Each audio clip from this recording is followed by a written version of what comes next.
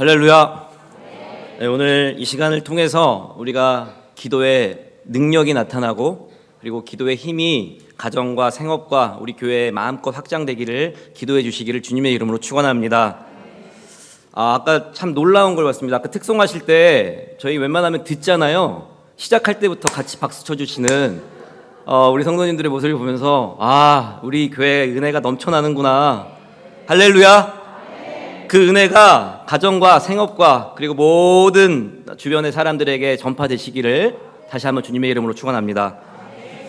오늘 이 느헤미야의 말씀을 통해서요, 우리가 정말 합심해서 기도하는 시간을 가졌으면 좋겠습니다. 제가 미국에서 처음 이제 고등부, 그것도 영어 고등부를 맡으면서 많은 프로그램들을 준비하고 또 그들과 함께하면서 가장 기억에 남았던 몇 가지를 뽑고 그리고 리스트업을 해봤을 때 제가 함께 공유하고 싶은 내용이 있어서 잠깐 적어봤습니다. 제가 미국에서 영어 고등부를 담당을 할 때 9.11 소방 설명회를 해달라라고 저에게 요청이 왔어요. 그래서 이거를 해도 되나 교회에서? 근데 구원이랑 연결되어 있는 것 같아서 담임 목사님에게 부탁을 해서 이제 예배가 다 끝나고 2부 순서로 9.11 소방 설명회가 진행된 적이 있었습니다. 그때 이제 강사로 오신 소방관 선생님께서 하시는 말씀이 두 가지 내용을 이야기를 하셨어요. 첫 번째, 위급한 상황에서 어떻게 구조를 요청하는지, 그리고 두 번째, 사람들이 잘못 알고 있는 그 9.11에 대한 상식, 그리고 불을 어떻게 끄고 있는지, 또 어떻게 우리가 불을 조심할 수 있는지 이런 부분들에 대해서 많은 이야기들을 해주시고 그리고 함께 실습도 해보는 그런 시간을 가졌습니다. 그러면서 마지막에 끝내면서 당부하고 싶은 말 한마디가 있는데 이렇게 이야기를 하셨어요. 한인들이기 때문에 그리고 이민자들이기 때문에 혹여나 당신들의 학생들의 부모님들이 영어가 능숙하지 않을 수 있다. 그래서 데이터를 보니까 9.11 서비스를 이용하지 못하고 계시는 한인들이 굉장히 많더라.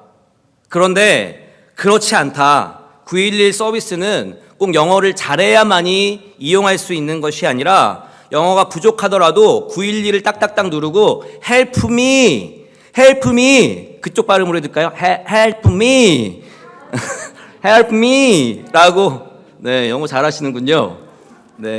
그렇게만 이야기를 해도 알아듣는다는 거예요. 그래서 자기가 어디에 있는지 추적이 되고 그래서 소방관들이 그쪽으로 보내신다라고 이야기를 해주시더라고요. 그러면서 아무리 불뿐만이 아니라 위급한 상황이 발생하면 먼저 9.11을 이용을 해라라고 이야기를 해주셨던 그런 기억이 떠오를 수 있었습니다.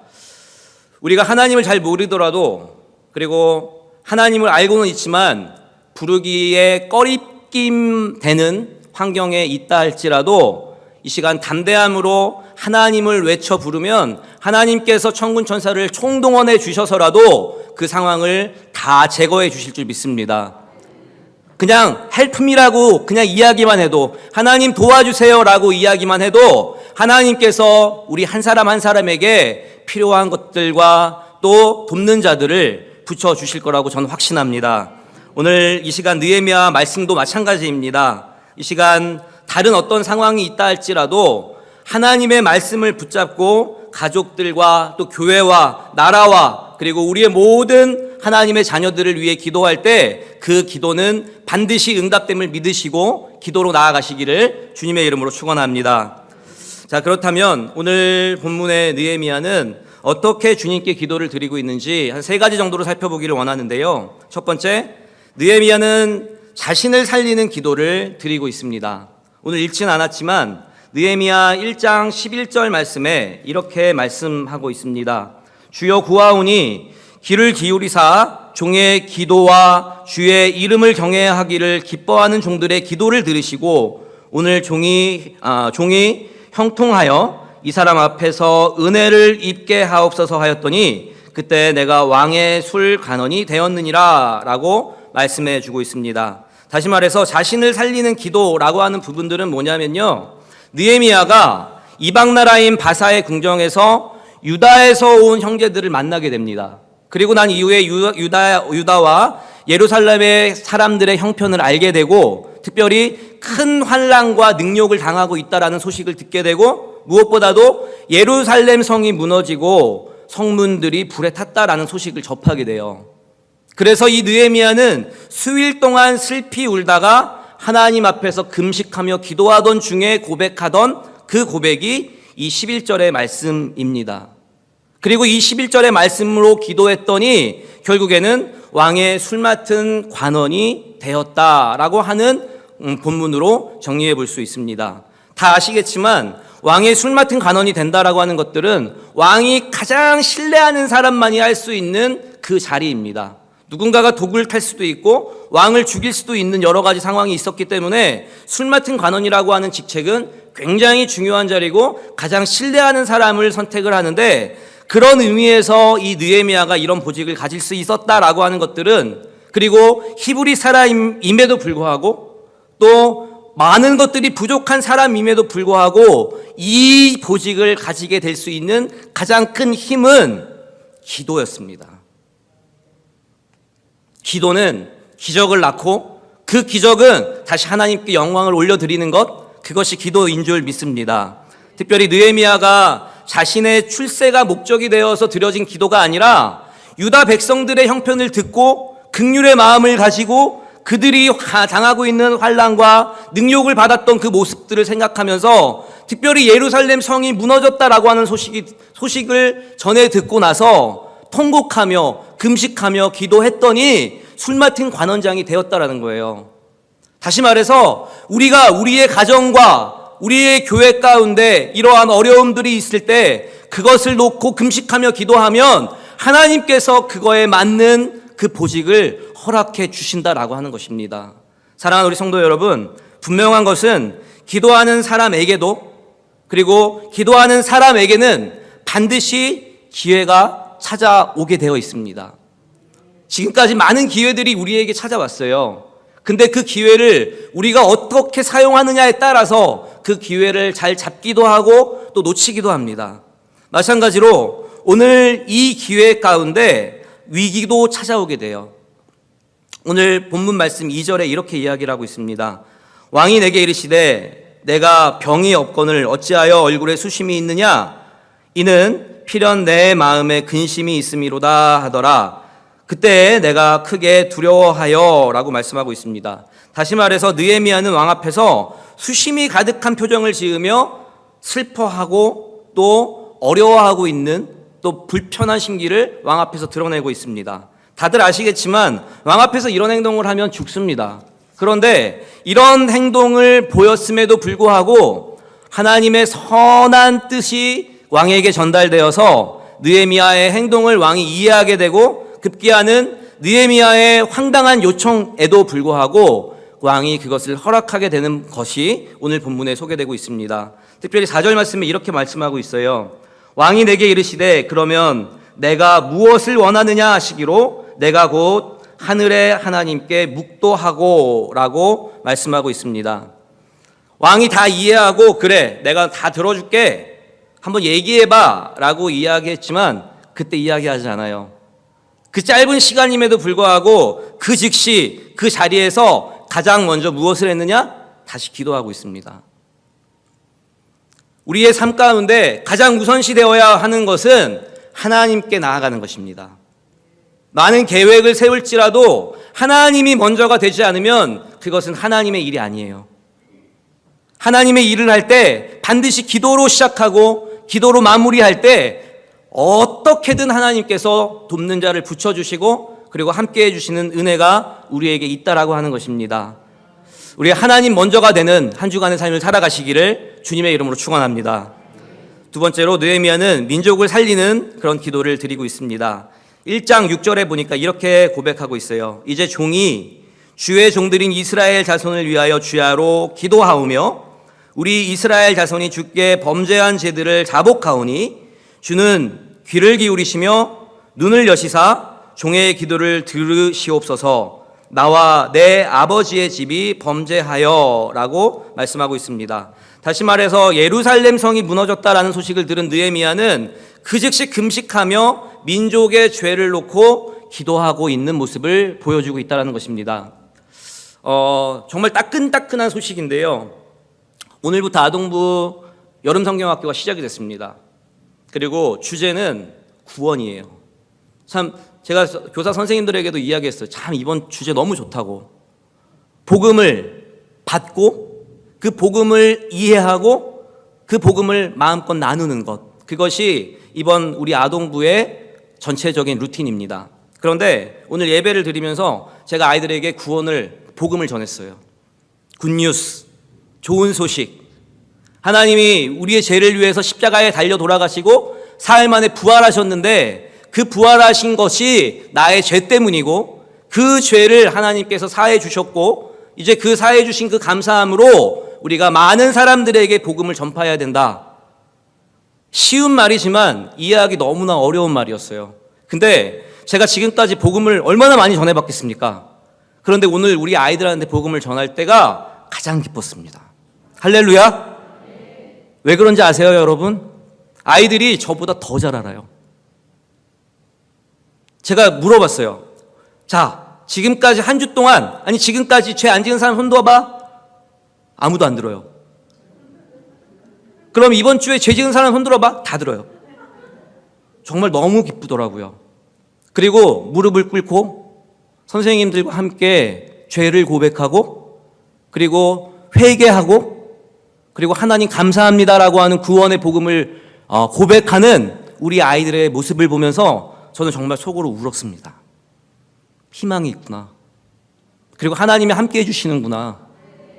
우리 아이들을 사용해서 우리 가족은 물론이거니와 우리 지명교회를 회복시키고 부흥시키시려고 하시는구나. 할렐루야. 구원받음에 감사한 오늘 아이들 어땠는지 알아요? 막 저한테요, 우리 선생님들한테 보면 인사해요. 안녕하세요. 안녕하세요. 맞지 않습니까? 막 인사하고 다녀요. 처음에는 목사님이야 뭐야 이러고 가던 애들이 볼 때마다 안녕하세요 목사님. 애들의 얼굴이 바뀌었어요. 할렐루야. 구원의 기쁨입니다. 아이들이 얼마나 기뻐했는지 몰라요. 그 기쁨이 우리 성도님들에게 마음껏 임하시기를 주님의 이름으로 축원합니다. 특별히 오늘 1장 9절 말씀에 이렇게 말씀하고 있습니다. 만일 내게로 돌아와 내 계명을 지켜 행하면 너희 쫓긴 자가 하늘 끝에 있을지라도 내가 거기서부터 그들을 모아 내 이름을 두려고 택한 곳에 돌아오게 하리라 하신 말씀을 이제 청하건대 기억하옵소서라고 말씀해 주고 있습니다. 지금 우리는 가정적으로 그리고 지역과 나라와 국가적으로 하나님의 말씀을 붙잡고 기도할 때인 줄 믿습니다. 기도하면 된다라는 거 분명히 알고 있지 않습니까? 많은 권사님들, 집사님들과 이야기할 때 가장 신나게 이야기하시는 게 뭔지 아세요? 하나님 만났던 것. 하나님이 나에게 베풀어 주신 은혜를 고백하는 것. 누구한테 그것을 말하지 못하는 시대가 됐어요. 그래서 목사님한테 그거를 이야기할 수밖에 없지만 그것을 들어주고 함께 기도해 줄 때 그거보다 기쁜 건 없다고 말씀하시더라고요. 오늘 본문 5장부터 8장까지의 말씀과 같이 어떠한 상황 가운데서도 두려워하지 않고 그 모든 두려움을 담대함으로 가지고 갈 수 있는 힘, 주님의 지혜로 말할 수 있는 기도의 힘이 우리 모든 성도님들에게 임하시기를 주님의 이름으로 축원합니다. 제가 영상 하나를 준비했는데요. 한 3, 4분 정도 됩니다. 우리 영상을 좀 준비해 주시면 좋겠는데요. 저는 이 영상을 보면서 좀 더 울고 싶었어요. 근데 시간이 없어서 조금밖에 못 울긴 했는데 저는 이게 부모님의 마음이고 또 자식을 둔 한 엄마 아빠의 마음이겠지만 이것이 하나님의 마음이라고 생각하고 또 하나님께 그것을 고백하였을 때 Help me, 도와주세요 라고 고백하면 반드시 들어주신다라고 하는 그런 강한 확신이 들어서 이 영상을 준비해 봤습니다.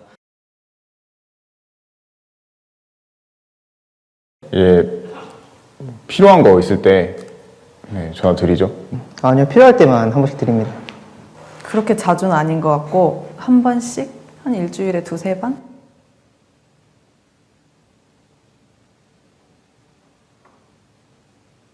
왜? 아빠, 어, 바쁘나? 아니, 다 끝났어. 아빠, 어, 나는 아빠한테 무슨 아들일까? 내가 엄마한테 그 무슨 어떤 아들이야? 나는 아빠에게 어떤 딸인가요? 나는 엄마한테 어떤 아들인가요? 나는 엄마한테 어떤 딸이야? 어떤 딸이야, 나는? 이 세상에서 하나밖에 없는 이쁘고 귀엽고 없으면 못 살 것 같은 나의 보배, 나의 보석, 나의 마지막 희망, 나의 로망, 나의 모든 것. 됐어. 엄마. 나는 엄마한테 어떤 딸인가요? 뭘 어떤 딸이야? 소중한 딸이지.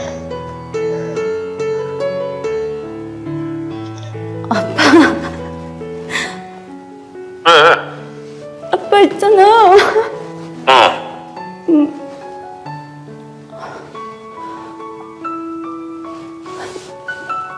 사무실에서 뭔 일 있었어? 아니. 그럼. 아빠. 야, 물어보고 싶은 게 있는데, 나는 아빠한테 어떤 딸이야? 칠을 입힌 소리지 왜?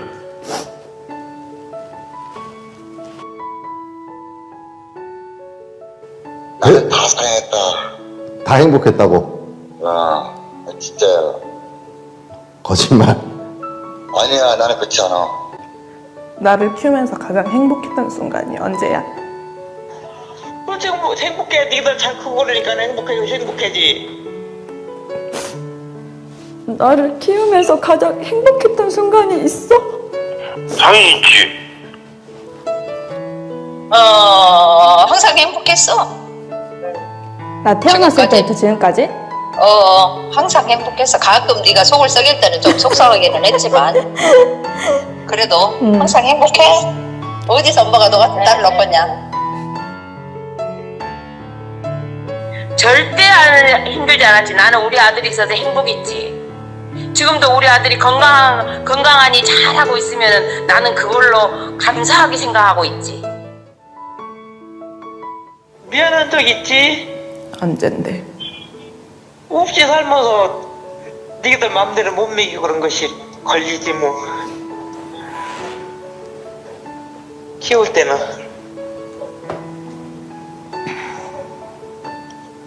놈들 같이 많이 정말 못 해주고 먹고 싶은 거 맘대로 못 먹이고 그랬지 뭐. 부모 마음은 다 똑같지.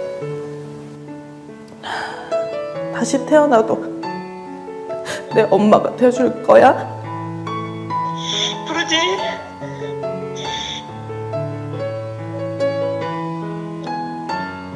그럼 다시 태어나도 우리 아빠가 될 거야? 당연하지. 슬기서는 해. 근데 왜 그래? 이유가 뭐야?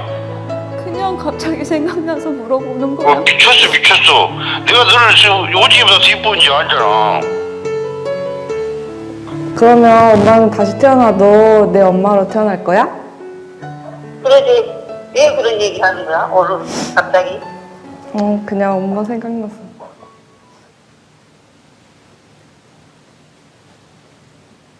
네, 영상 꺼주시고요. 이 고백 하나하나가 하나님께서 우리를 향하신 말씀이라고 저는 생각합니다. 우리가 죄인 되었을 때도, 그리고 또 고백하지 못할 때도 하나님께서는 우리를 지켜봐 주시고, 그리고 기도할 수 있도록 돕는 자를 붙여주시는 줄 믿습니다. 오늘 힘들지만 또 어려운 상황에 있을지라도 하나님께서 나를 사랑해 주시고, 그리고 또 우리의 죄를 위해서 십자가에 달려 돌아가시고 사흘 만에 부활하셔서 다시 우리에게 복음의 기쁨을 주신 그 기쁨을 다시 한번 기억하면서요, 기도하는 그런 우리 모든 성도님들 되시기를 주님의 이름으로 축원합니다.